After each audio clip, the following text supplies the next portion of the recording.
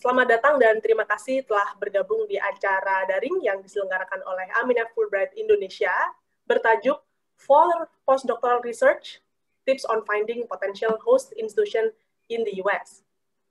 Acara ini merupakan rangkaian acara yang kami adakan untuk mempromosikan program Fulbright Visiting Scholar yang tenggat waktu pengiriman aplikasinya adalah di tanggal 1 Desember 2020. Acara yang kami adakan melalui Zoom meeting ini juga kami siarkan secara langsung di Facebook page Aminah Fulbright Indonesia dan juga Facebook page My America Jakarta.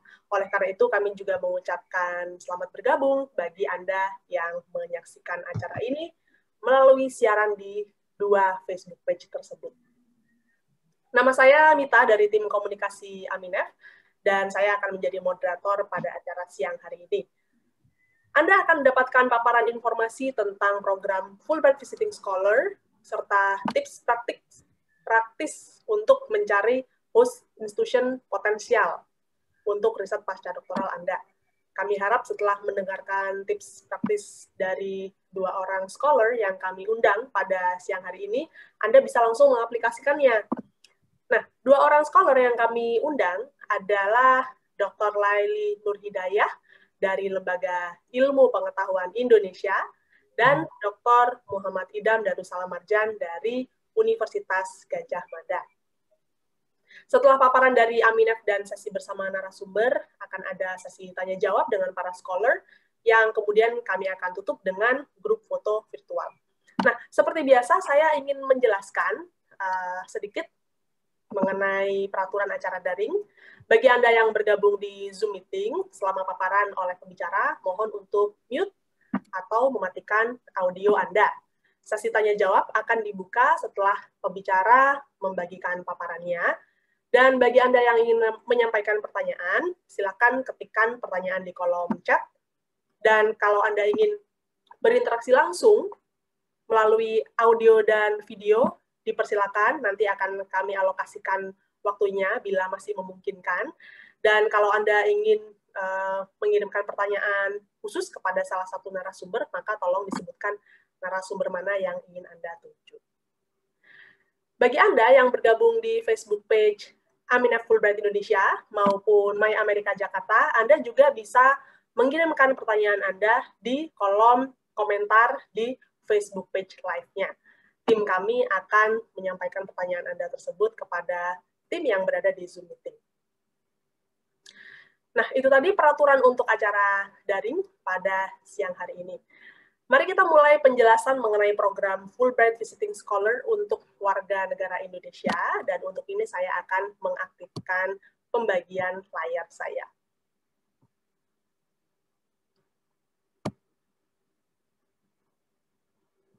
Oke, sudah bisa terlihat ya untuk PowerPoint-nya. Kita akan langsung saja mulai untuk penjelasannya. Sebelumnya saya ingin menjelaskan sedikit mengenai sejarah program Fulbright, yang di mana program ini diinisiasi oleh Senator J. William Fulbright pada tahun 1946. Dan program ini sudah ditawarkan di lebih dari 160 negara dan memberikan kesempatan bagi mereka dari berbagai kalangan untuk mendapatkan pendidikan, melakukan penelitian, ataupun pelatihan. Untuk program Fulbright, tujuan programnya adalah untuk bisa memahami dan menghargai kebudayaan lain, serta cara pandang lain, dan mudah-mudahan ke depannya bisa membantu untuk menghindari konflik. Beasiswa Fulbright, karena memang ditawarkan di lebih dari 160 negara, termasuk Indonesia, maka profil penerima beasiswanya sudah bermacam-macam, yaitu meliputi 37 orang kepala negara dan 60 orang pemenang Nobel Prize.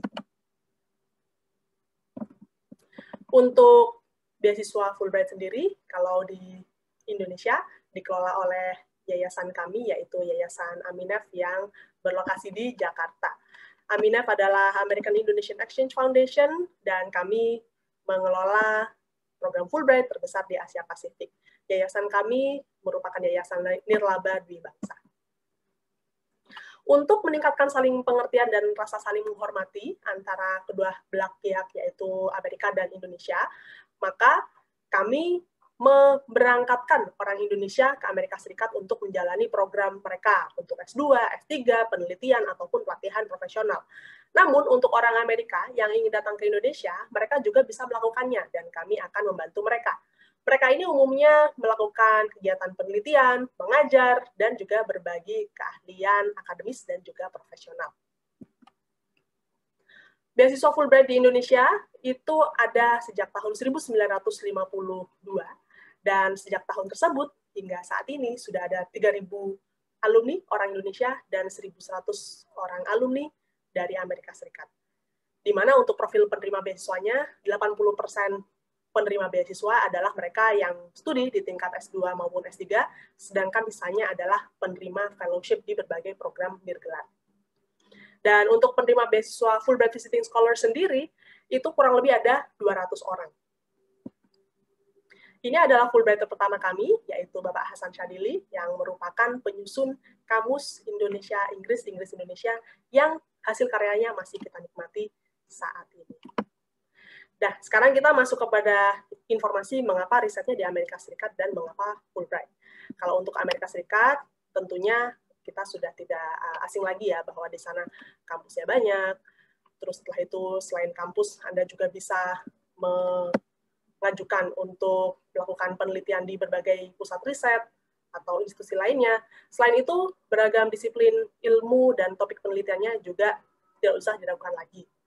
Masyarakat dan budayanya itu sangat multikultural, mutu pendidikan terjamin, suasana yang kondusif untuk penelitian, serta didukung dengan fasilitas penunjang yang lengkap. Kalau untuk mengapa Fulbright, nah ini ada beberapa poin yang ingin kami tekankan, yaitu yang pertama adalah di Global Network.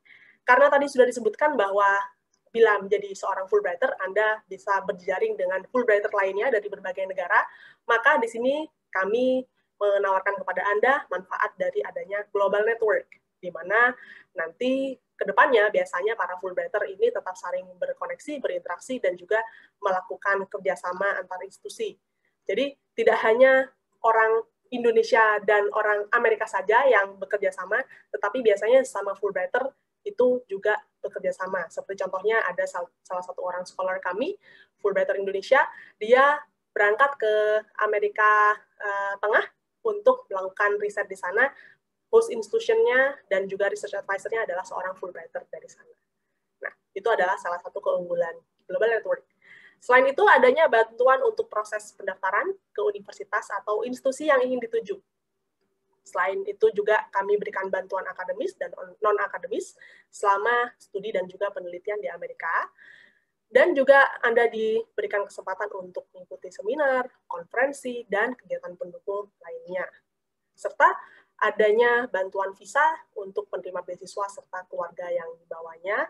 Dan yang tidak kalah penting adalah tidak ada batasan usia. Kita masuk kepada program Fulbright Visiting Scholar untuk warga negara Indonesia. Nah, program Fulbright Visiting Scholar ini terbuka bagi aplikan Indonesia dari kalangan akademisi maupun profesional. Namun, preferensi akan diberikan kepada pelamar yang memenuhi syarat, namun belum memiliki pengalaman baru dan substansial di Amerika Serikat. Selain itu, apabila Anda telah menghubungi atau mengidentifikasi rekan peneliti atau profesor di institusi, itu juga akan sangat dipertimbangkan.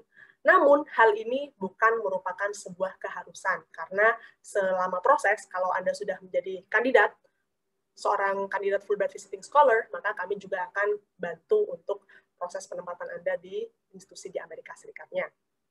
Dan yang tidak kalah penting, karena ini adalah merupakan sebuah kegiatan riset pasca doktoral, maka Anda harus bersedia mempublikasikan hasil penelitian di jurnal akademik, baik lokal maupun internasional.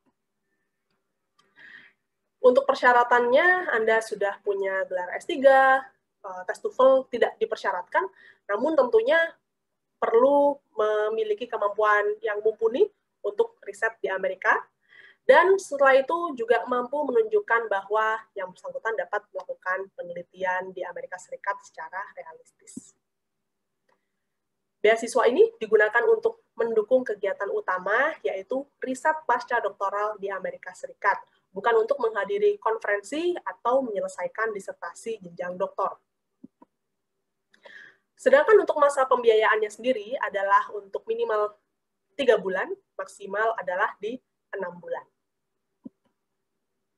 Untuk bidang studinya, nah, program Fulbright Visiting Scholar menerima aplikasi untuk semua bidang studi kecuali yang bersifat klinis. Untuk persyaratan dan fasilitasnya sendiri, persyaratan pendaftaran itu adalah kurang lebih seperti ini. Ya, Anda mengisi formulir aplikasi daring, di mana di dalamnya Anda akan dimintai project statement 3-5 halaman, bibliografi maksimal 3 halaman, letter of invitation kalau ada, kalau tidak ada tidak masalah, 3 surat rekomendasi, dan juga fotokopi berlegalisir dari transkrip dan ijazah, serta CV dan juga fotokopi KTP atau paspor. Untuk elemen-elemen project statement, bibliografi, dan juga CV, pada tanggal 26 Oktober lalu, Aminef mengadakan acara yang membahas tips penulisan dokumen-dokumen ini. Jadi kalau Anda tertarik dan berminat untuk melamar, silakan Anda bisa mengunjungi YouTube Aminef Fulbright Indonesia untuk menyaksikan ulang video rekaman dari acara 26 Oktober tersebut yang waktu itu menghadirkan 2 orang Fulbright Visiting Scholar, Dr. Edi Yusuf dan juga Dr. Maila Dinia Rahib. Nah, kita masuk ke fasilitas program, apa sajakah yang nanti Anda akan dapatkan. Selama mengikuti proses di Indonesia, Anda akan mendapatkan tiket pesawat pulang pergi, akomodasi, dan uang saku.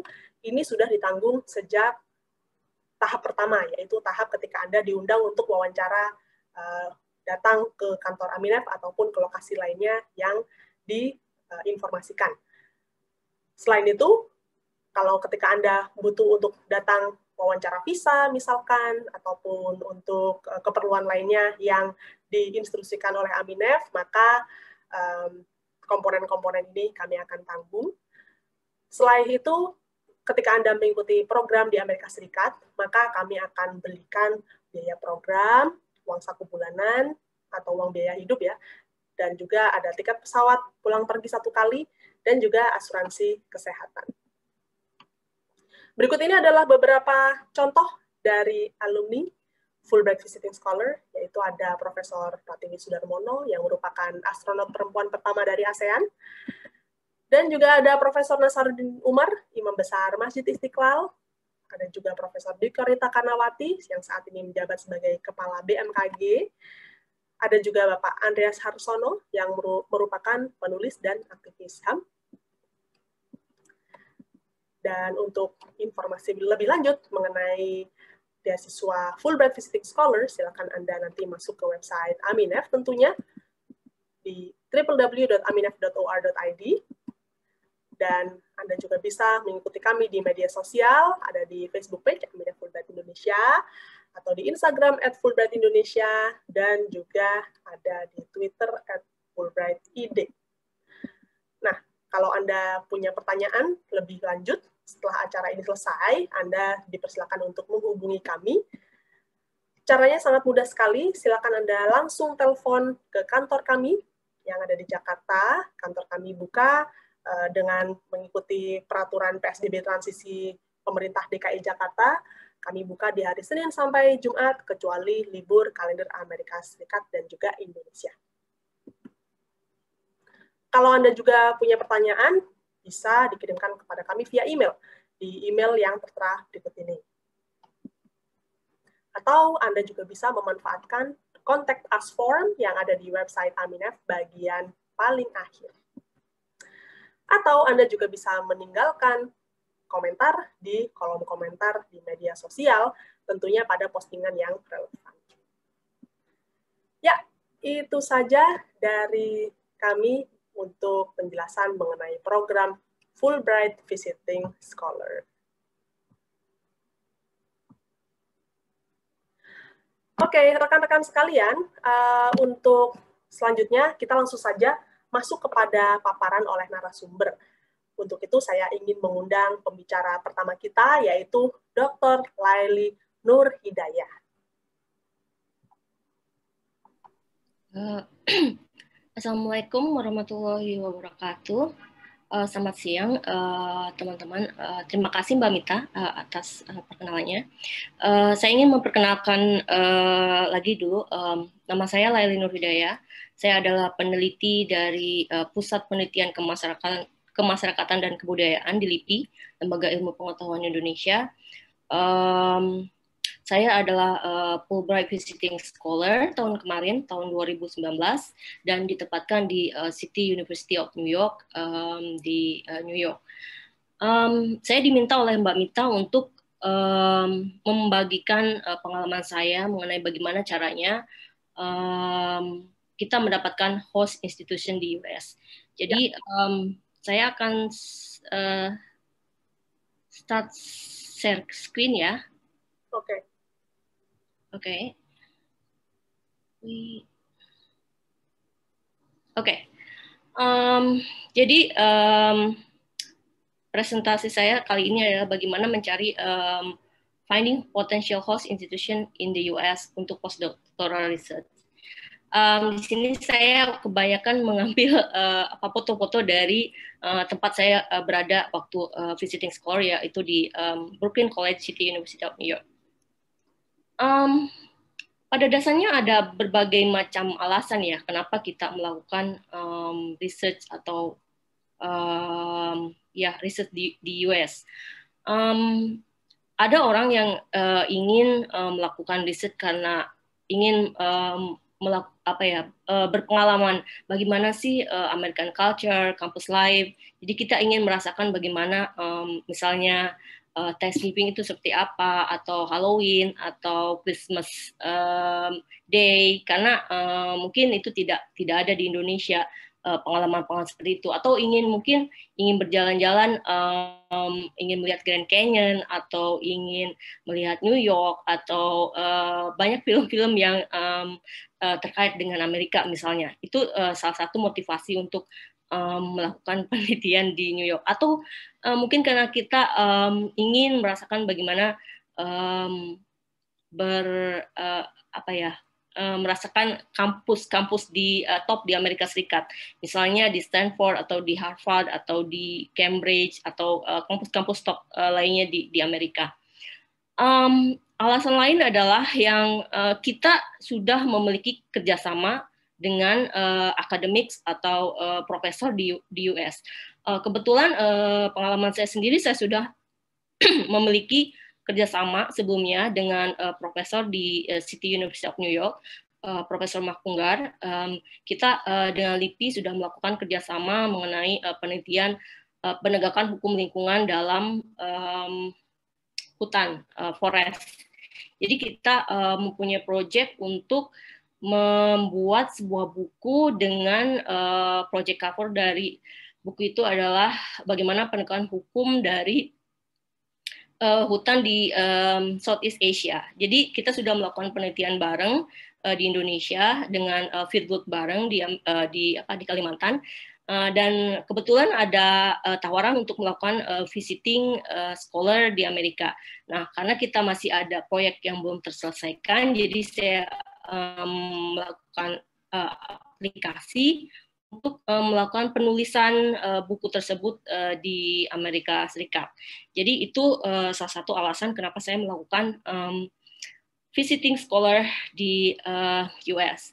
Yang alasan lainnya mungkin ingin establish network and collaboration. Jadi kita pengen mempunyai network dengan profesor di Amerika Serikat. Mungkin kita nggak kenal sebelumnya dengan mereka.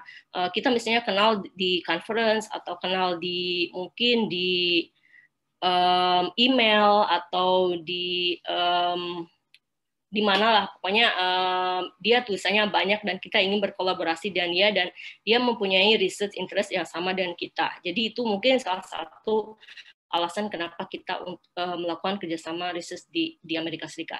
Yang alasan lainnya adalah kita ingin publikasi yang lebih banyak. Karena dengan kita melakukan riset di Amerika Serikat, kita mempunyai waktu luang dan punya akses kepada internet dan juga resources buku-buku yang lengkap di Amerika Serikat, sehingga kita akan menghasilkan publikasi tidak hanya mungkin sole author ya, atau single author, tapi kita juga bisa bekerjasama dengan supervisor kita untuk melakukan penulisan barang, baik itu mungkin untuk jurnal internasional atau book chapter ataupun untuk misalnya di media. Yang terakhir, mungkin kita ingin melakukan diseminasi tentang hasil penelitian kita di Amerika Serikat. Banyak peneliti-peneliti atau kajian di sana juga tertarik dengan bidang dari penelitian di Indonesia, sehingga penelitian-penelitian kajian-kajian Indonesia itu akan sangat mungkin kita mereka tertarik dengan kajian kita. Jadi yang pertama, bagaimana sih kita mendapatkan supervisor atau mendapatkan host institution? Kita punya dulu, the first point in finding supervisor is you have to have a research proposal. Jadi Anda harus mempunyai research proposal dulu, sudah membuatnya. Dulu saya membuatnya ini sekitar mungkin karena itu waktunya terbatas, satu hari atau 2 hari untuk membuat proposal itu, dan itu hanya 1 sampai 2 halaman saja. Untuk proposal waktu saya dulu di City University of New York, saya membuat proposal dengan judul The Forest and its Biodiversity, Comparing Challenges and Prospects in the Implementation of Biodiversity Law in the Indonesia and the US. Jadi saya ingin perbandingkan bagaimana sih biodiversity law-nya di Amerika Serikat dan biodiversity law di Indonesia. Jadi tidak hanya kita mendapatkan juga manfaat bagaimana sih sebetulnya, apakah ada best practices di US, ataukah sebetulnya sama aja sih sebetulnya permasalahan di Amerika Serikat dan di Indonesia. Jadi poinnya di sini, karena kita melakukan penelitian di US, mungkin harus ada scope yang terkait dengan US-nya ya. Untuk proposal sendiri itu sama formatnya, ada introduction, ada research aim, research question, methodology, dan juga research output-nya. Jadi apa sih yang nanti yang akan dihasilkan selama kita berada di sana 3-6 bulan. Jadi tipsnya untuk melakukan in finding host institution, yang pertama yang saya sebutkan tadi, mempunyai network. Jadi misalnya your supervisor is your existing network. Ini lebih mudah kalau misalnya supervisor atau host institution kita sudah dikenal kita lebih lama. Jadi kita tinggal bilang sama dia kalau kita ingin melakukan riset dan berapa bulan, dan itu sangat mudah sehingga dia akan cepat memberikan surat rekomendasi dan surat dari support dari universitasnya. Yang kedua adalah finding through email from university website. Kita belum mengenal dia, jadi karena kita nggak ada kontak sama sekali dengan profesor-profesor di sana, kita coba dengan mencarinya lewat Google Search atau mungkin dengan melihat website di mana universitas yang ingin kita masuki, atau sesuai dengan bidang kita, profesor yang sesuai dengan bidang kita. Dan ini membutuhkan waktu, tidak seperti yang sebelumnya, mungkin agak mudah. Kalau yang finding through email ini mungkin ada tidak membalas, atau mungkin juga dia tidak tertarik dengan riset kita, atau mungkin banyak sekali, jadi mungkin tidak cocok dan sebagainya. Jadi perlu waktu lama untuk mencari-cari melalui email. Tapi jangan menyerah kalaupun itu kita tidak punya sama sekali koneksi atau dengan universitas atau profesor di sana. Yang ketiga adalah mencari look up where previous grantees have been hosted.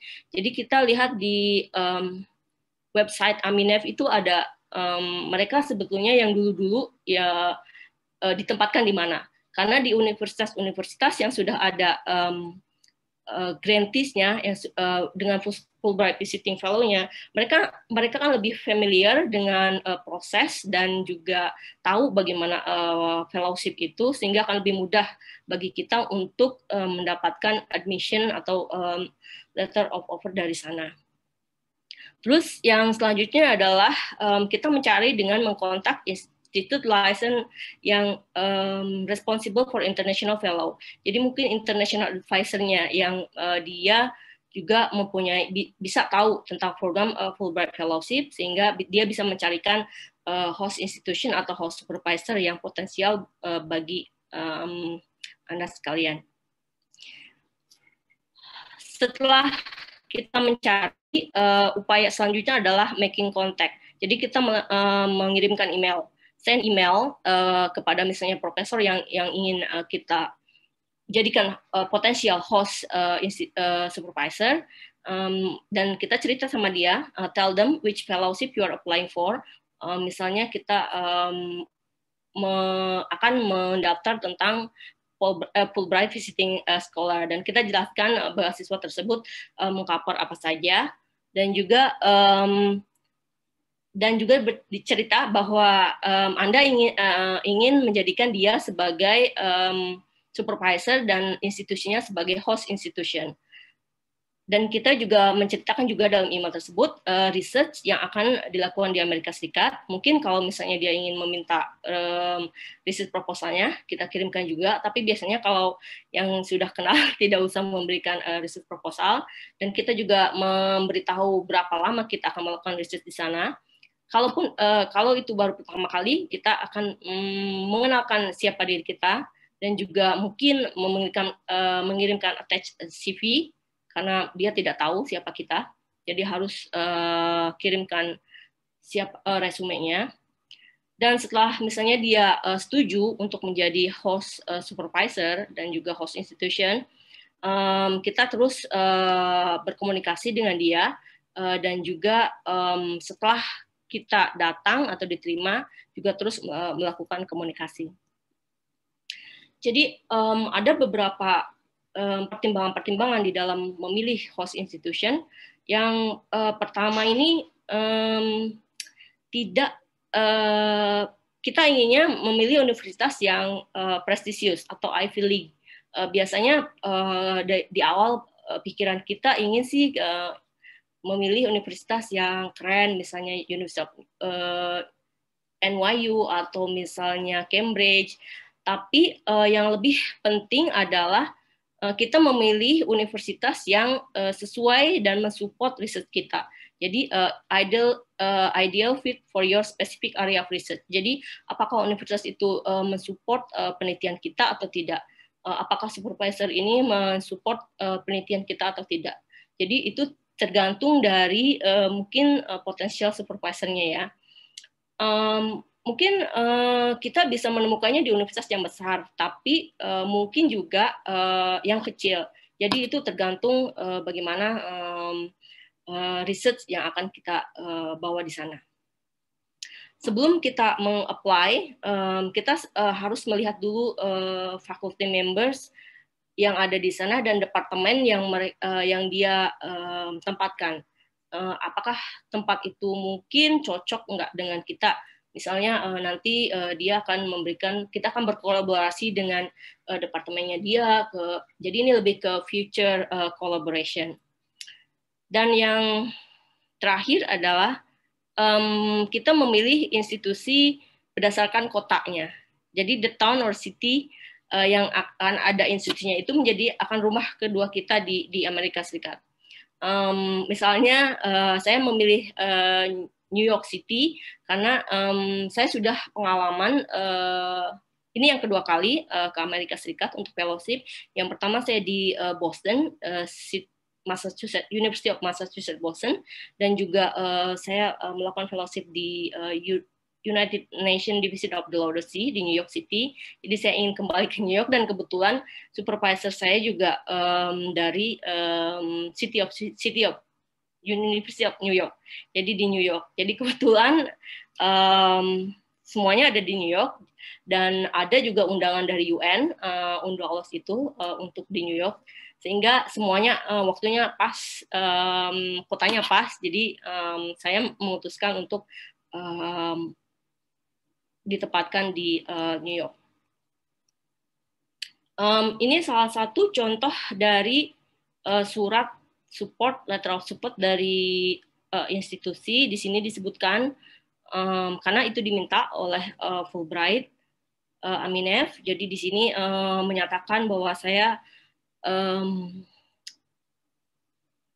bahwa mereka akan menjadi host dari saya dengan judul penelitian ini dan akan mensupervisory pada tanggal sekian sampai tanggal sekian. Jadi tanggalnya itu sudah spesifik dari misalnya tanggal biasanya sih mulainya September dan juga berakhirnya mungkin 6 bulan tahun depannya September sampai Januari atau Februari atau Maret ya.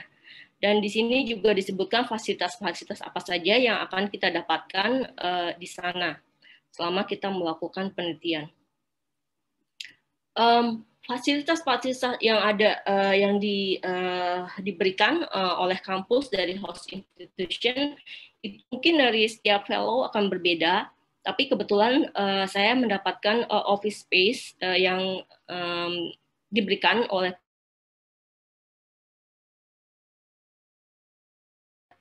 jadi kita mendapat kerja dengan komputer dan juga internet, akses library. Kita juga diminta untuk membuat foto ID karena untuk setiap kampusnya itu harus membuat ID untuk security dan juga untuk masuknya ya, dan juga untuk library dan internet access.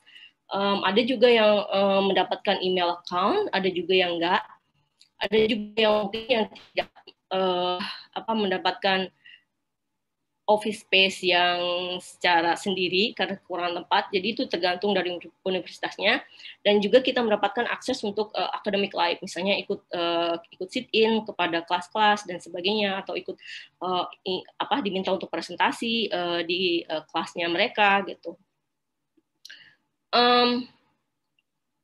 Jadi hasil dari penelitian yang saya dapatkan di sana selama 6 bulan itu membuat maksudnya saya membuat 4 artikel untuk International Journal dan 2 sudah diterima di International Journal, tinggal 2 lagi yang belum. Jadi selama saya di sana saya memanfaatkan untuk membuat tulisan-tulisan tidak hanya yang dari penelitian tapi juga yang lainnya dan juga yang book chapter tersebut, terus menulis di media, presentasi-presentasi di sana, diminta untuk presentasi, banyak juga di kelas ataupun di eventnya UN. Terus ada juga kita ikut di community engagement dengan One World. Di sana kita bisa mengikuti event-event, misalnya cultural life-nya di sana, misalnya ikut Thanksgiving dengan family American family, bagaimana kita jalan-jalan gitu. Itu ada yang disediakan oleh One World namanya.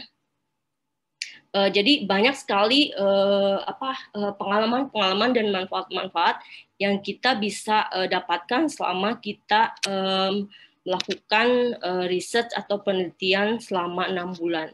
6 bulan itu bukan waktu yang sebentar, bukan juga waktu yang lama. Jadi saya pikir cukup untuk melakukan penelitian atau memproduksi apa yang Anda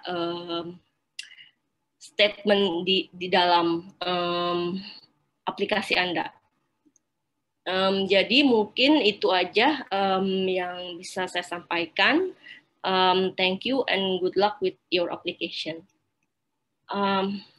Terima kasih, saya kembalikan kepada Mbak Mita. Terima kasih banyak Ibu Laili untuk pemaparannya. Ya, rekan-rekan sekalian, tadi kita sudah mendengarkan bersama penjelasan dari Ibu Laili atau Dr. Laili. Sekarang kita menuju kepada pembicara kedua, yaitu Dr. Muhammad Idam Darussalam Marjan dari Universitas Gadjah Mada. Silakan, Pak Idam.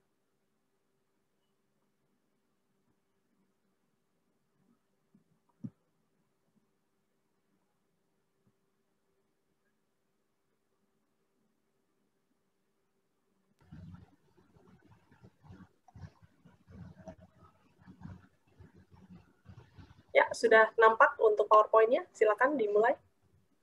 Oke, selamat siang. Assalamualaikum warahmatullahi wabarakatuh. Oke, terima kasih Mbak Nita dari Aminef atas kesempatannya yang diberikan kepada saya untuk memberi sharing pengalaman ya mengenai bagaimana untuk menemukan mencari host untuk melakukan visiting scholar program di United States ya. Perkenalkan, nama saya adalah Idam dari Departemen Kimia UGM ya. Saya merupakan salah satu visiting scholar dari Fulbright, ya satu angkatan dengan Mbak Laidi. Jadi tahun 2019 saya mulai programnya adalah di akhir Oktober, kemudian di akhirnya adalah di awal April, ya sekitar 5 bulan. Nah, pada kesempatan kali ini kita akan coba membahas mengenai apa yang telah saya lakukan di sana untuk program visiting scholar, kemudian kenapa melakukan program visiting scholar, dan kemudian adalah bagaimana kita bisa mencari host untuk program visiting scholar. Jadi untuk penjelasan mengenai Fulbright Visiting Scholar mungkin sudah dijelaskan oleh Mbak Mita di awal ya. Jadi Bapak Ibu bisa mencari infonya di website Aminef, dan juga ada juga link untuk YouTube ya untuk Aminef. Jadi Bapak Ibu lengkap di situ. Silakan Bapak Ibu bisa akses ke link YouTube tersebut. Nah, kemudian saya coba akan menjelaskan mengenai apa yang telah saya lakukan di program Visiting Scholar. Jadi saya melakukan program Visiting Scholar di University of Pennsylvania. Jadi dari 27 Oktober hingga 5 April 2020. Nah, apa yang saya lakukan di sana? Jadi tema penelitian saya adalah mengenai photoredox katalisis, yaitu mengenai kimia, proses kimia menggunakan foto yang menggunakan cahaya. Ya. Supervisor saya di sini adalah Profesor Gary Molander, salah satu world leading chemist di United States. Nah, kemudian selain di sini pada program ini saya mainly work in the chemistry. Jadi untuk cooking ya, kalau saya bilang cooking chemistry, jadi seperti kita masak gitu ya. Jadi saya melakukan riset di laboratorium ya. Jadi hampir semua waktu yang saya gunakan untuk riset di laboratorium.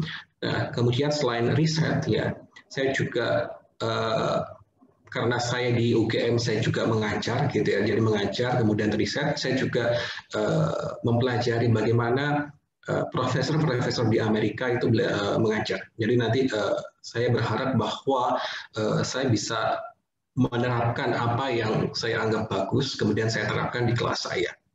Ya. Jadi ini merupakan ketika dosen saya, supervisor saya melakukan perkuliahan.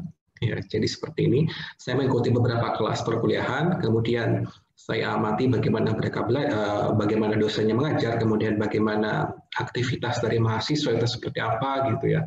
Jadi saya cukup belajar banyak di sini. Nah, selain itu juga saya karena saya kimia, jadi di kimia itu adalah selain belajar di kelas ada juga praktikum. Nah, di situ saya juga belajar bagaimana mereka itu praktikum, bagaimana materinya gitu ya. Jadi saya belajar di situ juga. Dan juga ada culture exchange, ini yang tak kalah penting ya. Jadi kalau kita ke sana sebagai Fulbright Visiting Scholar, kita merupakan salah satu ambassador, dalam hal ini ambassador untuk Indonesia. Ya, saya diberi kesempatan oleh lab dan juga fakultas untuk melakukan culture exchange. Jadi saya mempresentasikan Indonesia seperti apa gitu ya. Jadi saya diberi kesempatan untuk menjelaskan mengenai apa riset saya di Indonesia, kemudian mengenai budaya di Indonesia gitu. Jadi saya menjelaskan dari Sabang sampai Merauke beberapa poin penting terhadap budaya Indonesia, dan mereka cukup excited terhadap hal tersebut. Dan juga yang tak kalah penting adalah traveling. Jadi kita bisa discover berbagai tempat, berbagai culture dari Amerika Serikat, karena Amerika Serikat itu sangat besar gitu ya. Jadi sangat disayangkan kalau misalnya tidak mendiscover Amerika gitu ya. Nah, selain itu juga setiap 2 minggu sekali juga kami baik dari visiting scholar kemudian juga mahasiswa PhD dan juga mahasiswa master, itu mengikuti program kayak semacam seminar 2 mingguan gitu ya. Jadi untuk enrichment di bidang kimia. Ya. Nah kemudian kenapa kita melakukan visiting scholar ya? Jadi alasannya juga macam-macam ya. Yang paling penting adalah menurut saya adalah networking. Jadi ketika kita melakukan visiting scholar, kita membangun networking dengan pihak Amerika karena seperti kita ketahui mereka merupakan the world leading scientist dalam hal ini. Jadi dengan adanya networking diharapkan nanti adanya research collaboration. Jadi kalau dari kasus saya sendiri, saya dengan supervisor itu merencanakan untuk melakukan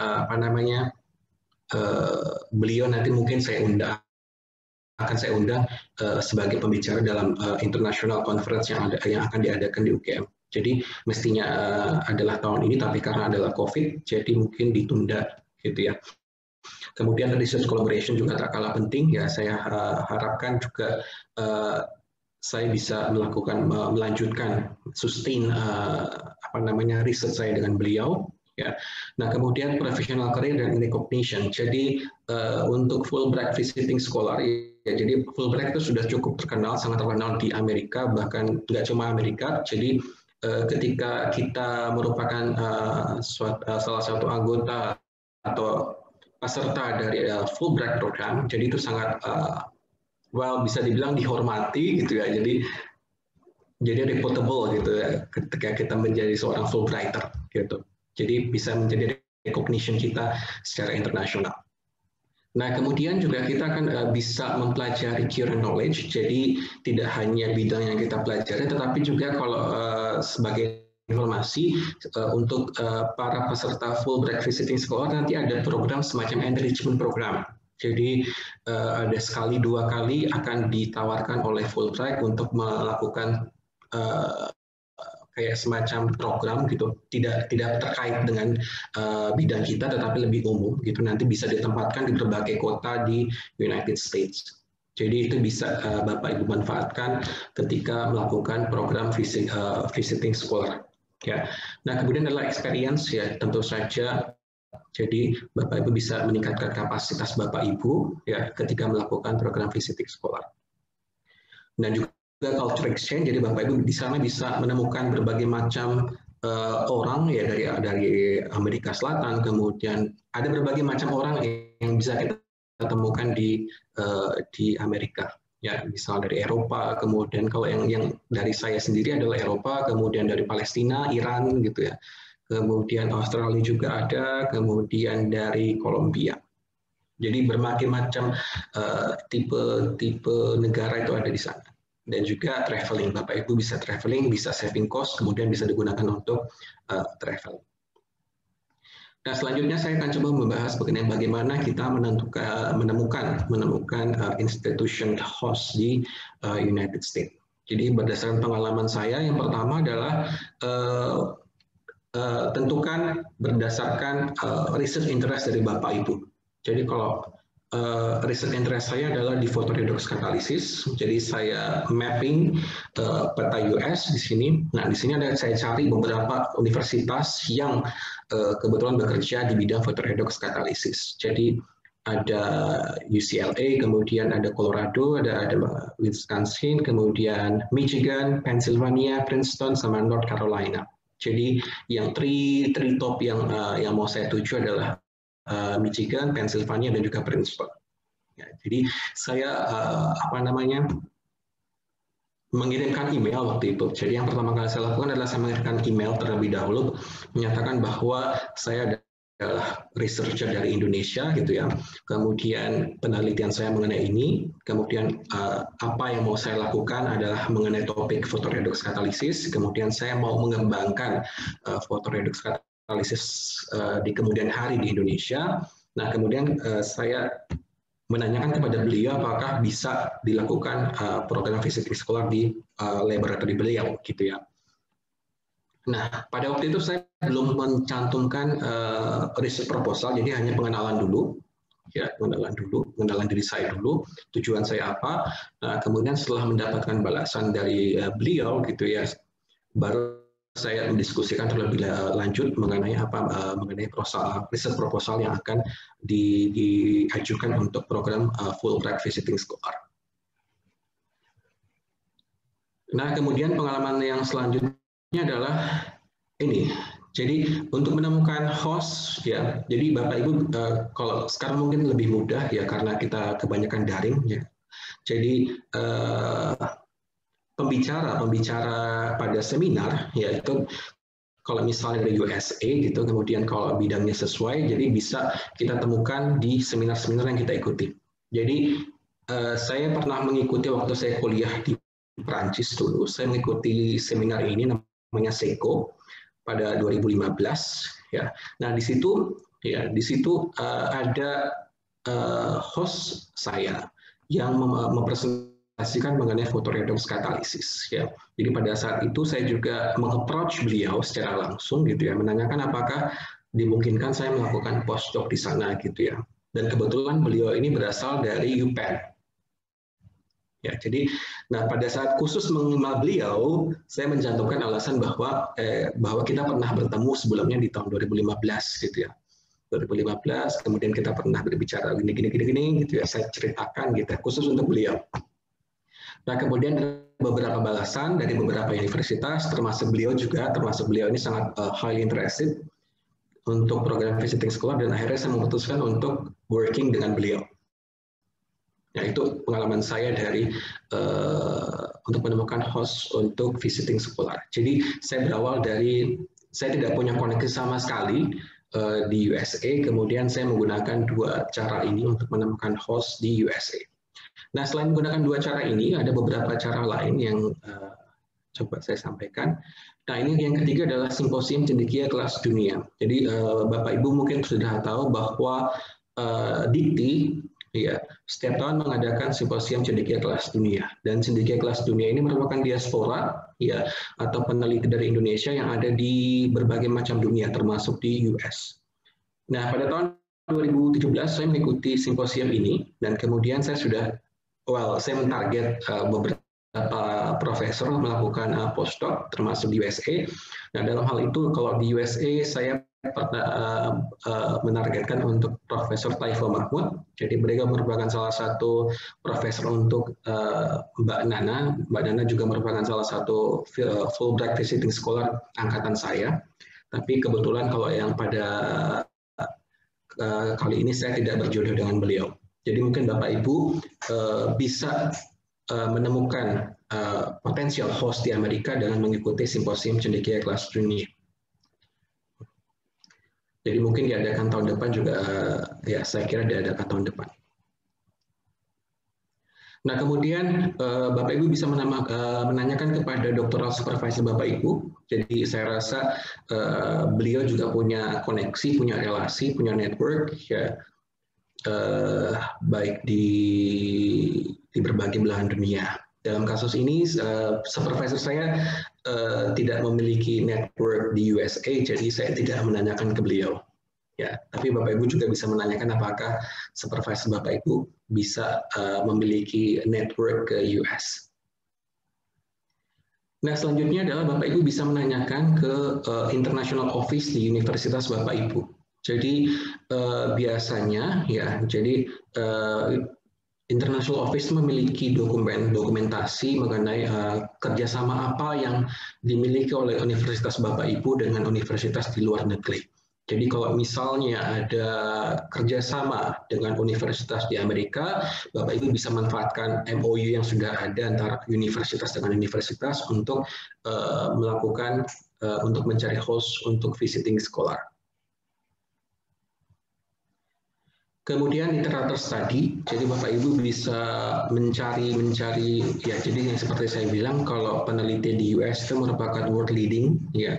Jadi Bapak Ibu mereka bisa telah banyak memproduksi menghasilkan karya ilmiah baik buku maupun jurnal internasional gitu ya. Jadi Bapak Ibu bisa literatur study untuk mencari laboratorium mana yang kira-kira sesuai dengan Bapak Ibu yang inginkan ya.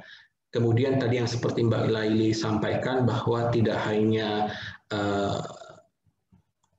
apa namanya research interest Bapak Ibu, tapi juga bisa juga berdasarkan posisi kota dari yang ada di United States, seperti itu. Dan last but not least ya, Bapak Ibu bisa menanyakan kepada Aminef. Jadi di website Aminef itu nanti ada apa namanya database mengenai alumni di Aminef. Ya, baik itu adalah visiting scholar maupun ada mahasiswa PhD atau master. Nah, di situ ada Bapak Ibu bisa cari ya universitas mana, laboratori mana yang sesuai dengan keahlian atau interest dari Bapak Ibu. Ya, sehingga nanti bisa menjadi acuan Bapak Ibu untuk menentukan untuk mencari host untuk visiting scholar. Nah, selanjutnya what to do, ya jadi Bapak Ibu masih punya waktu ya, jadi silahkan persiapkan yang seperti tadi Mbak Mita sampaikan ya. Kalau dari pengalaman saya sendiri, saya memulai untuk apply visiting scholar adalah 1 tahun sebelum dibukanya pendaftaran. Jadi saya berniat terlebih dahulu, kemudian yang pertama kali saya lakukan adalah saya mencari host, ya. Dengan cara yang seperti tadi saya sampaikan, kemudian setelah mendapatkan konfirmasi ya tanda lampu hijau gitu, kemudian saya melanjutkan komunikasi dengan beliau gitu, kemudian menjelaskan kita mendiskusikan mengenai apa yang akan kita lakukan di sana, kemudian outcome-nya seperti apa gitu ya. Jadi sebaiknya adalah Bapak Ibu setelah menemukan host ya sehingga nanti aplikasi Bapak Ibu lebih dipertimbangkan oleh Aminef. Tetapi yang seperti Mbak Mita tadi sampaikan, walaupun kita belum punya host, jadi jangan berkecil hati, tetap semangat, nanti akan dibantu oleh Aminef. Jadi Bapak Ibu tinggal apply saja, ya dibuat sebaik mungkin aplikasinya, kemudian nanti kalau misalnya belum, itu nanti akan dibantu oleh Aminef. Jadi tidak perlu khawatir. Ya. Kemudian jangan lupa save the date. Jadi deadline untuk tahun ini untuk program visiting scholar adalah 1 Desember. Ya, jadi kita masih punya waktu, Bapak Ibu. Jadi manfaatkan waktu yang ada untuk melakukan apply program visiting scholar. Ya, karena apa? Karena tadi yang tadi disampaikan adalah benefitnya sangat banyak sekali. Ya, tidak hanya untuk kita, tetapi juga adalah kolaborasi untuk yang kedepannya. Ya. Oke, saya kira segitu saja dari saya. Nanti mungkin lebih banyak diskusi, saya kira lebih baik. Ya, saya ucapkan selamat, good luck ya untuk Bapak Ibu. Semoga berhasil untuk program visiting scholar tahun depannya. Ya, terakhir kali saya ucapkan terima kasih ya khususnya kepada Fulbright Aminef dan juga Bapak Ibu atas perhatiannya. Saya kembalikan waktunya ke Mbak Mita. Terima kasih. Terima kasih banyak kepada Pak Idam atas presentasinya. Ya, Pak Idam silakan bisa exit. Ya, terima kasih. Oke, rekan-rekan sekalian, seperti yang tadi sudah disampaikan oleh Pak Idam bahwa memang untuk program Fulbright Visiting Scholar ini tenggat waktunya sudah cukup dekat ya, yaitu di tanggal 1 Desember. Berarti masih ada punya waktu kurang lebih 10 hari untuk melamar program tersebut.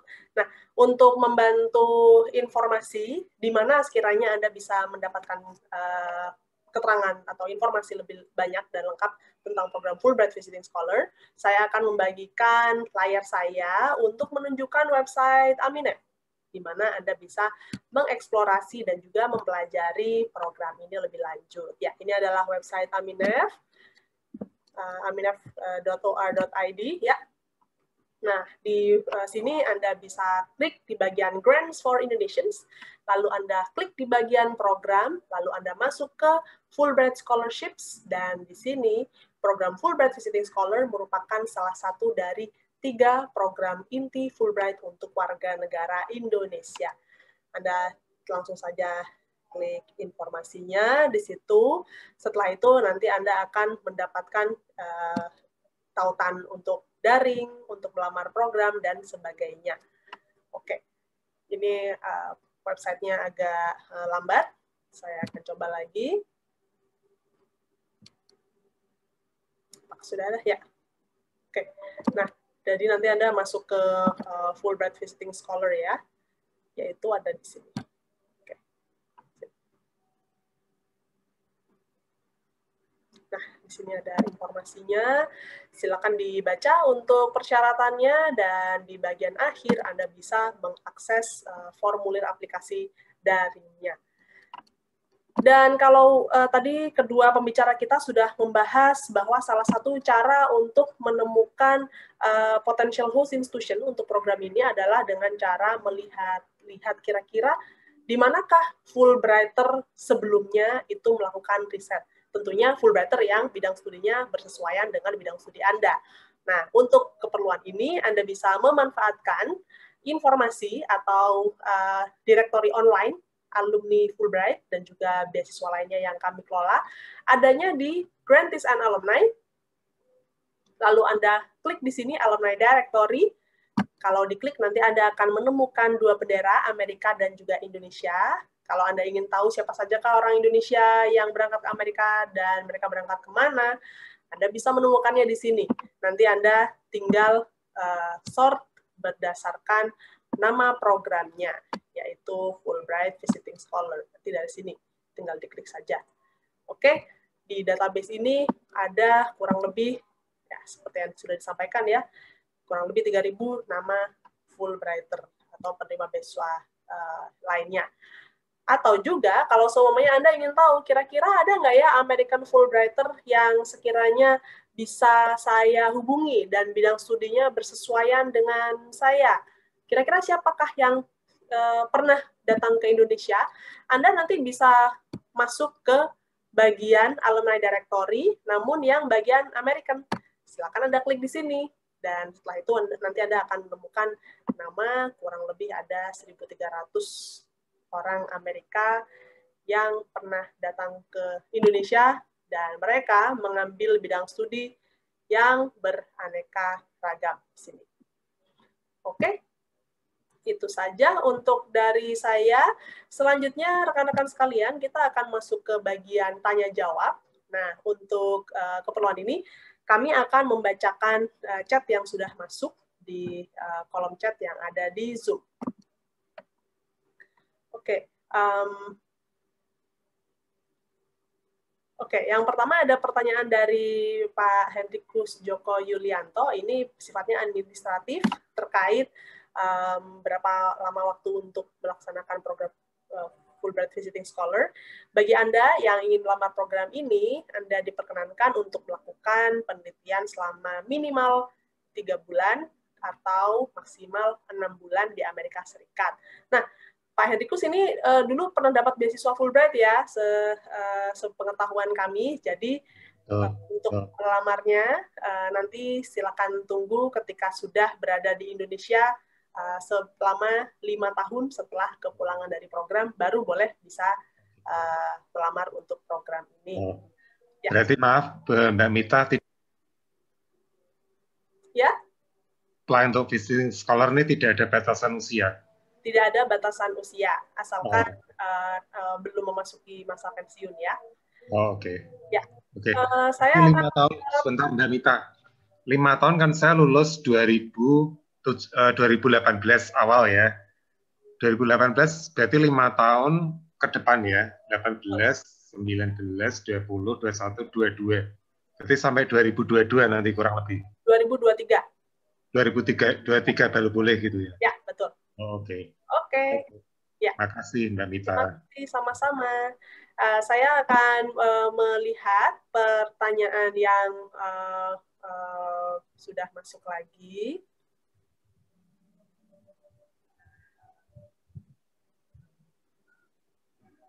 Oke. Ini ada pertanyaan dari Bapak Rudi Agung Nugroho yang nanti saya akan lemparkan kepada para pembicara kita. Oke, ingin menanyakan apakah output program berupa artikel jurnal internasional diwajibkan untuk first author dan bagaimana menemukan tempat tinggal di tempat tujuan. Mohon share pengalamannya. Nah, saya mungkin bisa bertanya kepada Pak Idam dulu, baru nanti kepada Bu Laili ya. Silakan Pak Idam untuk dijawab pertanyaannya. Oke, terima kasih Bapak Rudi Kudowo atas pertanyaannya. Kemudian saya coba menjawab apakah author program berupa artikel jurnal internasional diwajibkan untuk first author.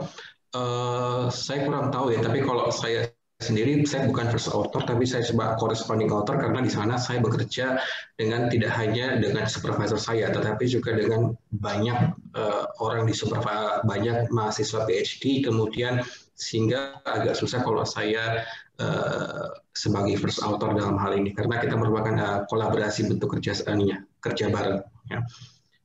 Mungkin nanti Mbak Mita juga bisa menjawab ya. Kemudian yang kedua adalah bagaimana menemukan tempat tinggal di tempat tujuan. Jadi yang saya lakukan adalah Bapak Ibu bisa menghubungi host yang ada di sana ya untuk menanyakan bagaimana caranya untuk mendapatkan tempat tinggal ya. Kalau beliau bisa bantu gitu, bisa menyediakan website apa yang bisa kita tuju, ya, yang bisa kita tuju untuk mencari tempat tinggal. Nah, kemudian biasanya di universitas itu juga ada informasi mengenai tempat tinggal, baik itu adalah off campus maupun on campus. Jadi baik itu merupakan dormitory maupun apartemen di luar kampus ya. Yang saya lakukan itu saya kunjungi website of campus ya. Kemudian saya juga diberi informasi oleh supervisor saya untuk mencari di halaman kayak misalnya di sini kayak apa ya? Kayak Traveloka atau apa gitu ya. Jadi namanya adalah Zillow. Itu untuk mencari tempat tinggal. Karena sampai hari H keberangkatan saya tidak mendapatkan tempat tinggal, ya, jadi saya putuskan untuk mengambil Airbnb. Jadi saya rasa itu merupakan langkah terakhir ya. Jadi kita ambil Airbnb, kemudian sesampainya di sana kita cari tempat tinggal secara langsung, gitu ya. Kalau saya seperti itu. Terima kasih Mbak Mita. Terima kasih. Kita sekarang ke Ibu Laili dengan pertanyaan yang sama. Silakan Ibu Laili. Terima kasih Mbak Mita. Untuk saya sendiri, untuk jurnal internasional, apakah wajib untuk first author? Saya pikir Aminef tidak mewajibkan ya kita menghasilkan publikasi internasional first author. Tapi kebetulan karena itu riset saya, jadi ya saya jadi first authornya. Dari keempat publikasi itu saya first authornya. Jadi sebetulnya itu terserah Bapak Ibu sih. Kalau Bapak Ibu, kalau misalnya penelitian Bapak Ibu, biasanya Bapak Ibu berada di first author. Dan misalnya kalau kita memerlukan backup dari tulisan itu, kita mengajak supervisor, biasanya dia menjadi second author. Biasanya sih kelazimannya seperti itu. Kalau misalnya Bapak Ibu jadi second author, mungkin kontribusinya saya nggak tahu. Itu kan tergantung kesepakatan Bapak Ibu dengan co-authornya, apakah kontribusinya lebih banyak Bapak Ibu atau lebih banyak supervisor. Jadi itu tergantung kontribusi dari penulisan itu sendiri ya. Terus untuk bagaimana caranya mendapatkan tempat tinggal. Untuk saya sendiri kebetulan pertama kali saya minta supervisor saya untuk mencarikan akomodasi, tetapi dia juga hanya menyarankan ini loh lokasi-lokasi, maksudnya suburb mana yang layak atau cukup dekat dengan kampus tersebut. Tetapi dia menyarankan tetap dengan Airbnb. Airbnb biasanya lebih mahal, per harinya bisa berapa ya? Saya kurang tahu, sekitar mungkin 80 kali, $80 ya per hari. Dan upaya yang kedua yang saya lakukan adalah mengkontak dulu saya pernah tinggal di New York dengan orang Indonesia, lalu saya minta orang Indonesia tersebut untuk mencarikan akomodasi host yang dekat dengan kampus tersebut. Kebetulan yang kemarin itu, ibu yang kemarin tinggal itu di Queen. Dan Queen itu jauh dari tempat universitas saya di Brooklyn. Jadi saya meminta ibu yang tersebut, ada nggak kenalan misalnya di Brooklyn orang Indonesia yang menawarkan rumahnya untuk dijadikan akomodasi. Jadi kebetulan ada dan saya langsung menerima itu karena itu lebih murah. Dengan orang Indonesia mungkin harganya sangat jauh ya dibandingkan dengan Airbnb yang sangat mahal dan mungkin agak rigid juga ya dengan Airbnb. Jadi kita harus bayar dulu dan sebagainya. Kalau dengan orang Indonesia, jadi kita ke sana nggak bayar dulu sih. Nanti setelah kita dapat uang dari Aminet, baru kita bayar untuk per bulannya berapa gitu. Waktu itu berapa ya? Saya lupa. Mungkin sekitar berapa ya? Lupa, 700 kayaknya. 700 sebulan. Ya. Kan Aminef 3.000 ya Mbak ya, aku lupa berapa allowance-nya, tapi untuk di New York itu saya kebetulan dapat yang murah, sekitar di bawah 1.000 untuk akomodasi. Dan mungkin yang tadi Pak Idam sebutkan Airbnb atau off campus atau on campus, jadi banyak cara sih untuk mendapatkan akomodasi, tergantung kitanya yang mau yang mana. Kalaupun ada orang Indonesia itu akan lebih baik karena mereka punya lebih fleksibel gitu untuk masalah keuangan. Mungkin itu aja. Terima kasih banyak. Terima kasih. Ya, kita akan menuju kepada salah satu peserta di Zoom meeting yang akan menyampaikan pertanyaannya via audio ini kepada Bapak Sudarmono Kiramang. Silakan untuk unmute dan mungkin juga bisa hidupkan videonya kalau memungkinkan. Silakan. Oke. Sorry saya karena kondisinya tadi mungkin kurang terang, jadi mohon maaf sebelumnya. Saya ingin bertanya ke narasumber kedua, Pak siapa tadi? Pak Idam. Berapa lama waktu yang kita perlukan untuk menunggu dari sejak pertama kali kita mengirim express of interest itu kepada calon supervisor, kemudian dia membalasnya itu berapa lama gitu Pak, supaya kita bisa membayangkan bahwa apakah dia ternyata memberikan respon atau tidak, karena kan pasti sebaiknya sih kita banyak melempar jaring lah tanda kutip, supaya apabila kita gagal di tempat A, mungkin di tempat yang B bisa potensial. Kemudian saya ingin sedikit memberikan respon dengan statement yang terakhir tadi dari Bu Lely. Saya kebetulan pengalaman ikut program YSEALI ke Oklahoma State University. Ketika itu saya sempat banyak sekali saya dibantu dari teman-teman dari PPI, terutama mencarikan perumahan dan masjid. Jadi saya Muslim, jadi saya pasti harus selalu cari tempat ibadah mungkin ya, karena seperti itulah. Jadi mungkin saran saya sekiranya teman-teman diberikan kesempatan untuk jadi visiting scholars, mungkin manfaatkan komunitas PPI untuk banyak membantu. Saya pikir seperti itu, Bu. Terima kasih. Ya, terima kasih. Silakan Pak Idam langsung dibalas saja. Ya, terima kasih Pak Sudarmono atas pertanyaannya. Jadi dalam kasus saya adalah saya kayak seperti yang Pak Sudarmono bilang bahwa melempar jaring gitu ya. Jadi saya melakukan hal yang sama. Saya dalam waktu yang bersamaan saya mengirimkan email kepada profesor di berbagai universitas yang terkait mengenai bidang penelitian saya. Nah, kemudian pada kasus saya tunggu sekitar 2 hingga 3 minggu ya. Jadi saya maklumi bahwa profesor di sana tuh sangat sibuk gitu ya. Jadi saya memberikan waktu kira-kira 3 minggu. Nah, kemudian kalau misalnya tidak ada balasan dari beliau, ya jadi mungkin saya coba cari lagi kemudian gitu.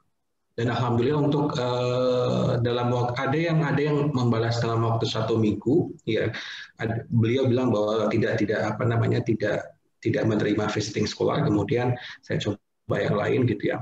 Dan kebetulan alhamdulillah dalam waktu kalau kasus saya membutuhkan waktu sekitar 1,5 bulan, 1,5 sebulan untuk mendapatkan host. Ya, jadi tergantung usaha dari Bapak Ibu juga, kemudian nanti tinggal bertawakal gitu ya. Jadi ada faktor yang lain juga. Baik, terima kasih Pak. Iya. Ya, terima kasih banyak untuk jawabannya yang diberikan oleh Pak Idam. Oke, saya akan melihat lagi apakah ada pertanyaan yang masuk via chat.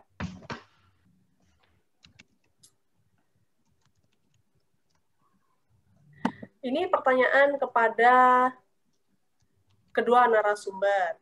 Menurut Anda, apakah memiliki LOA lebih dari satu, atau letter of invitation ya berarti ya, menjadikan peluang lulus,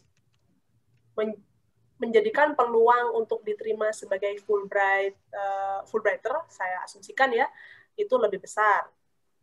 Oke. Ya, bisa dibantu untuk menjawabnya mungkin yang pertama kepada Ibu Laili, silakan. Oke, terima kasih. Kebetulan waktu itu saya belum mendapatkan letter of invitation dari profesor saya, jadi saya pede aja gitu, dia mau menerima saya. Jadi sudah aja tulis Profesor Mark Umar, City University of New York. Terus saya baru kirim email karena waktu itu waktunya mepet sekali gitu untuk mengirimkan aplikasi. Jadi deadline-nya saya membuatnya hari ini, besoknya udah tutup gitu. Jadi karena udah sangat mepet, saya udah kirim aja gitu tanpa harus konfirmasi dulu sama dia. Jadi belum ada letter of offer.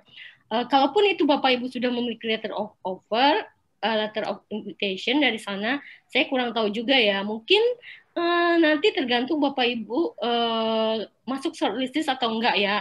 Kalau masuk shortlisted kan nanti diundang untuk wawancara. Nah, untuk di wawancara itu kan nanti akan ditanya, ada panel kayaknya 5 kayaknya ya. Untuk meyakinkan bahwa research Bapak Ibu itu layak untuk didanai oleh Aminef. Jadi mungkin ada pertimbangan-pertimbangan tertentu bagi mereka, siapa saja yang diundang, yang masuk shortlist, siapa saja yang maksudnya nanti mendapatkan itu. Jadi mungkin pertama proposal yang bagus, itu yang pertama. Yang kedua, letter of offer mungkin itu satu advantage dari Bapak Ibu, tetapi mungkin itu juga belum bisa dipastikan apakah diterima atau enggak, tergantung. Saya bukan selection committee ya, jadi aku nggak tahu, tapi itu suatu advantage juga. Kalaupun enggak, yang penting kita proposalnya meyakinkan aja gitu. Jadi sebelum kita di shortlisted sama di wawancara, bisa saja diterima, bisa saja tidak. Jadi mungkin itu saja yang bisa saya sampaikan. Ya, oke, terima kasih. Kepada Pak Idam, silakan. Oke, terima kasih atas pertanyaannya. Jadi mungkin sama ya dengan apa yang disampaikan oleh Mbak Laili. Jadi mungkin lebih baik ya ada apa namanya, ada LOA dari host gitu ya. Tetapi kalau silakan Bapak Ibu lihat, kalau nggak salah ya, seingat saya adalah tidak diwajibkan untuk mendapatkan LOA gitu ya di websitenya Aminef. Itu nanti silakan Bapak Ibu pelajari lagi mengenai website, informasi mengenai visiting scholar di website Aminef ya. Jadi apa yang dibutuhkan syaratnya gitu ya. Jadi tahapan-tahapannya seperti apa gitu ya. Jadi silakan dipelajari gitu ya. Jadi saya rasa tidak hanya LOA yang penting untuk apa namanya, untuk apply untuk visiting scholar gitu ya. Jadi ada CV, kemudian ada research proposal gitu ya, ada rekam jejak Bapak Ibu gitu ya. Jadi kalau dari saya sih ya, jadi silahkan dipelajari lagi apa yang dibutuhkan untuk aplikasi visiting scholar. Jadi nanti kan keputusannya nanti kan kembali ke panelis gitu ya. Ya ada beberapa tahap, silahkan diikuti tahap tersebut. Oke, terima kasih Mbak Mita. Ya, terima kasih banyak Pak Idam. Nah, jadi rekan-rekan sekalian, seperti yang tadi sudah disampaikan oleh kedua orang panelis, bahwa kepemilikan letter of invitation di saat awal ketika Anda melamar untuk program Fulbright Visiting Scholar, itu tidak diwajibkan. Namun kalau sudah ada, tentunya akan menjadi penilaian positif terhadap aplikasi yang Anda kirimkan. Dan tentu saja dari pihak panitia seleksi dokumen, mereka akan melakukan penilaian secara komprehensif. Jadi tidak hanya serta-merta bahwa Anda sudah punya LOA, pasti akan diundang untuk wawancara misalkan. Belum tentu seperti itu, karena yang dinilai adalah suatu hal yang sifatnya komprehensif, jadi mereka akan melihat bagaimana project statement Anda, bagaimana esai Anda lainnya, bagaimana karya tulis Anda, dan sebagainya. Ya, saya akan coba untuk mencari lagi pertanyaan yang sudah masuk via chat kalau sudah ada lagi. Nah, ini tadi saya akan meneruskan jawaban atau pertanyaan dari Pak Bambang yang nampaknya tadi ada serangkaian ya. Nah,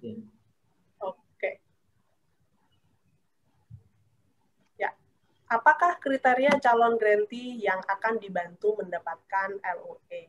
Baik, jadi bagi rekan-rekan sekalian perlu kami jelaskan terlebih dahulu bahwa apabila Anda ingin melamar program Fulbright Visiting Scholar, maka Anda mengirimkan formulir aplikasi daring per 1 Desember. Anda tidak perlu mengirimkan kopi formulir aplikasinya ke Aminef, cukup aplikasi daring tersebut. Setelah itu nanti aplikasi daring Anda akan diseleksi secara administratif, dan apabila di tahap tersebut Anda dinyatakan lolos, maka Anda akan diundang untuk wawancara. Setelah wawancara, maka Anda akan dibagi menjadi 2, yaitu diterima atau tidak. Kalau Anda masuk kategori sebagai yang diterima, maka selamat, Anda merupakan seorang kandidat penerima beasiswa Fulbright. Jadi sudah bisa dikatakan sebagai calon grantee. Kalau seumpamanya Anda sudah masuk ke tahapan ini, tentunya semua kandidat penerima beasiswa Fulbright yang belum punya LOA akan kami bantu untuk mencari LOA-nya. Kalau misalkan Anda punya daftar institusi atau daftar potential host advisor yang Anda sudah inginkan, silakan Anda sampaikan daftar tersebut kepada sekretariat kami, lalu nanti kami bisa bantu untuk menjangkau mereka terkait Anda yang berminat untuk bekerja sama dengan mereka. Atau alternatifnya Anda juga bisa menyampaikan niat Anda tersebut secara langsung kepada orang-orang yang Anda ingin tuju tersebut. Nah, yang mana saja yang dilakukan ketika Anda misalkan secara mandiri mendapatkan letter of invitation, maka silakan dokumen tersebut diteruskan kepada sekretariat di Aminef untuk kemudian kami bisa take over dan juga diproses lebih lanjut untuk nanti penempatan Anda di institusi tersebut. Ingat bahwa untuk program Fulbright Visiting Scholar, Anda pada prinsipnya itu bisa mengadakan riset di manapun asalkan di Amerika. Jadi tidak hanya terbatas pada institusi pendidikan tinggi atau universitas. Misalkan Anda punya institusi lain yang ingin dituju, mungkin seperti Badan Narkotikanya Amerika. Jadi ada di sana ya namanya FDA kalau nggak salah. Nah, itu Anda mau ke sana silakan. Atau seperti beberapa penerima beasiswa Fulbright Visiting Scholar ini yang di bidangnya oceanografi, mereka ke laboratorium yang di bawah NOAA. Nah, itu juga merupakan hal-hal atau institusi yang bisa Anda pertimbangkan. Jadi tidak hanya ke institusi yang berafiliasi dengan universitas saja. Ya, saya akan baca lagi beberapa pertanyaan chat yang sudah masuk. Yang lainnya ini adalah mengenai administratif, jadi saya akan coba untuk menjawabnya satu persatu. Ya, pertanyaan mengenai acara ini, apakah ada rekamannya? Betul, nanti kami akan juga posting rekamannya di akun YouTube Aminef. Nanti di akhir acara saya akan menginformasikan window-nya, di mana Anda bisa menemukan YouTube Aminef. Terus setelah itu, untuk yang pertanyaan-pertanyaan berikutnya, seperti contohnya terkait dengan COVID, apakah pelaksanaannya sama seperti yang tahun-tahun sebelumnya. Nah, untuk program beasiswa Fulbright Visiting Scholar, sama halnya dengan program beasiswa lainnya yang kami kelola di Aminef, ini memang kita juga menyesuaikan diri ya dengan keadaan atau situasi pandemi yang berlangsung secara global seperti saat ini. Seperti contohnya para Fulbright Visiting Scholar angkatan atau tahun akademis 2020 yang pada tahun-tahun sebelumnya, sebelum pandemi, itu mereka sudah berangkat ke Amerika Serikat pada semester ganjil di tahun tersebut. Biasanya semester ganjil itu sekitar bulan Juli, Agustus, atau September, tergantung dengan kalender akademik universitas atau institusi masing-masing. Ini jadi memang keberangkatannya tertunda, karena tentunya kami juga mengusahakan situasi dan kondisi harus sudah baik dulu sebelum mereka semua bisa berangkat ke Amerika Serikat.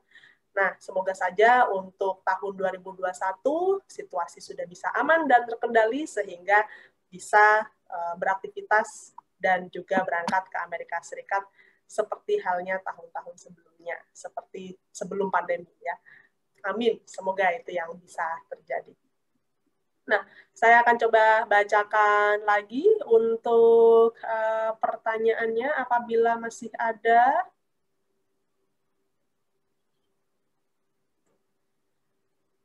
Ya, pertanyaan yang berikutnya adalah mengenai setelah melaksanakan riset pasca doktoral di Amerika Serikat, apakah ada diploma atau certificate of completion dari host university?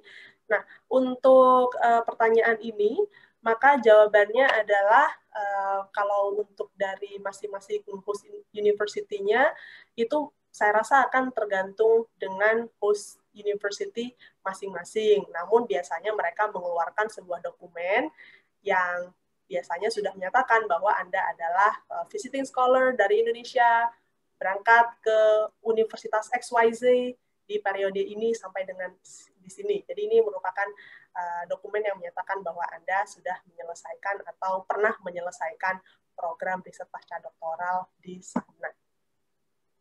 Untuk pertanyaan berikutnya, dalam 1 tahun berapa orang kandidat yang akan diterima untuk visiting scholar? Nah, untuk penerimaan kandidat yang diterima untuk program ini itu memang bervariasi dari tahun ke tahun. Namun ini biasanya untuk jumlah orangnya itu sekitar 10-15 orang di setiap tahunnya. Apabila Anda ingin tahu kira-kira siapa saja penerima program Fulbright Visiting Scholar, terus setelah itu mereka berangkat kemana, itu Anda bisa menemukannya di website Aminef. Nah, coba saya akan bagikan informasinya di website Aminef melalui share screen ya. Silakan Anda pelajari lagi untuk tahu kira-kira mereka ini perginya kemana saja. Nah, ya, ini adalah website Aminef. Silakan Anda masuk ke bagian Grantees and Alumni, lalu klik yang bagian current grantees yang ada di sini. Setelah itu, Anda akan bisa menemukan bendera Indonesia. Nanti silakan Anda klik di situ. Setelah itu, di sini terbagi menjadi berbagai kategori sesuai dengan program beasiswa yang masing-masing orang dapatkan. Untuk program Fulbright Visiting Scholar ada di sini tombolnya. Silakan Anda klik saja. Dan nanti Anda akan mengetahui siapa sajakah penerima beasiswa Fulbright Visiting Scholar di tahun 2019 atau sampai dengan paling terakhir atau yang paling lama adalah tahun 2016. Ini adalah tahun di mana website kami diperbarui. Jadi hanya mengandung data sampai tahun tersebut saja. Nah, seperti profil-profil penerima Fulbright Visiting Scholar, di sini tentunya ada Ibu Laili dan juga ada Pak Idam juga. Nah, Kalau Anda ingin tahu mereka siapa, berangkat atau kuliah riset di mana, silakan Anda langsung klik masing-masing nama orangnya. Contohnya di sini ada Bapak Ahmad Norma Permata, silakan Anda klik. Anda langsung mengetahui Bapak Ahmad Norma Permata ini melakukan penelitian di bidang religious studies, di mana beliau adalah dosen di UIN Yogyakarta, dan sebagainya. Jadi informasinya ada di sini. Kalau Anda ingin mengetahui tentang list global alumninya, silakan Anda masuk ke alumni directory yang ada di bawahnya yang tadi sudah saya bagikan di awal acara. Ya, semoga itu sudah cukup menjelaskan. Oke, kami lihat tidak ada pertanyaan lagi yang masuk untuk siang hari ini, maka untuk sesi Q&A-nya saya akan akhiri hingga sekarang. Terima kasih banyak atas pertanyaan yang sudah disampaikan. Saya akan meminta bantuan kepada rekan-rekan sekalian untuk bisa menghidupkan kameranya karena kita akan mengambil virtual group foto. Apabila Anda ingin bergabung pada virtual group foto ini, silakan Anda hidupkan kamera Anda. Ya, kami akan tunggu kurang lebih 10 detik dari sekarang.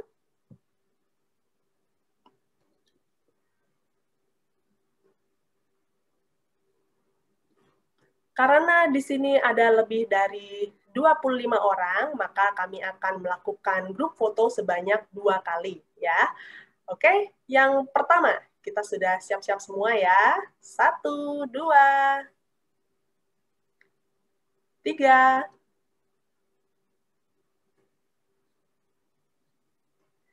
Oke, baik. Apakah sudah siap untuk yang kedua? Ya, silakan rekan-rekan sekalian. 1, 2, 3. Oke, terima kasih banyak atas partisipasinya.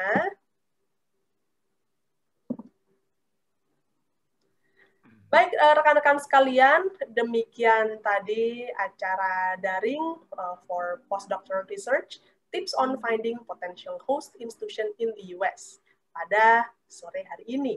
Semoga acara ini bermanfaat bagi Anda semua dan bisa membantu Anda dalam melengkapi aplikasi Fulbright Visiting Scholar yang tautan daring aplikasi daringnya akan dibuka hingga 1 Desember 2020 nanti. Jadi masih ada waktu kurang lebih 10 hari.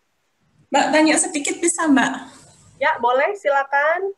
Yang sebelum ini yang kemarin diadakan bulan Oktober tentang apa tips cara-cara sukses apply itu tanggal berapa? Judulnya apa ya? Di YouTube saya cari belum ketemu. Oke, saya akan tunjukkan sebentar lagi ya. Ya. Ya, terima kasih. Oke, rekan-rekan sekalian, apabila Anda saat ini sedang menyiapkan formulir aplikasi Anda, silakan Anda manfaatkan waktu untuk melihat acara-acara daring yang sudah kami laksanakan sebelumnya. Total ada 3 acara daring termasuk yang hari ini. Yang pertama ada di tanggal 25 September, yang kedua di tanggal 26 Oktober, dan yang ketiga ada di tanggal 20 November ini. Anda bisa menemukannya di akun YouTube Aminef. Nah, akun YouTube Aminef, saya akan share screen untuk itu. Ini adalah akun YouTube Aminef, Fulbright Indonesia. Setelah itu Anda silahkan masuk ke bagian videos, dan Anda bisa menemukan event yang sebelumnya mengenai Fulbright Visiting Scholar. Ini adalah event yang berupa tips on writing project statement and CV, dan yang sebelumnya adalah di riset pasca doktoral di Amerika Serikat dengan program Fulbright. Semoga video ini yang sudah kami tampilkan secara publik bisa dimanfaatkan dan bisa menjadikan motivasi bagi Anda yang ingin melamar program Fulbright Visiting Scholar. Oke, untuk video hari ini juga akan diunggah di akun YouTube yang sama. Jadi silakan ditunggu kurang lebih maksimal minggu depan, hari Senin itu sudah ada videonya.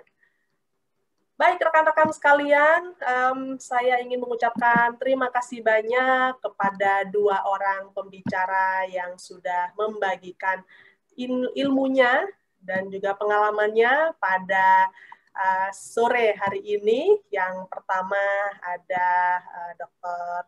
Laili Nur Hidayah dan juga ada Dr. Muhammad Idam Marjan. Terima kasih banyak sudah berbagi pengalaman Anda. Saya juga mengucapkan terima kasih bagi rekan-rekan yang sudah bergabung baik di Zoom meeting maupun yang menyaksikan siaran di Facebook page Aminah Fulbright Indonesia dan My America Jakarta. Oke, terima kasih banyak. Selamat sore. Sampai jumpa di acara berikutnya. Kami nantikan formulir aplikasi Anda untuk Fulbright Visiting Scholar. Saya Mita selaku moderator undur diri dulu. Wassalamualaikum warahmatullahi wabarakatuh. Terima kasih. Terima kasih. Terima kasih Bu Laili, terima kasih Pak Idam, Mbak Mita, terima kasih. Terima kasih sama-sama. Terima kasih Pak Idam.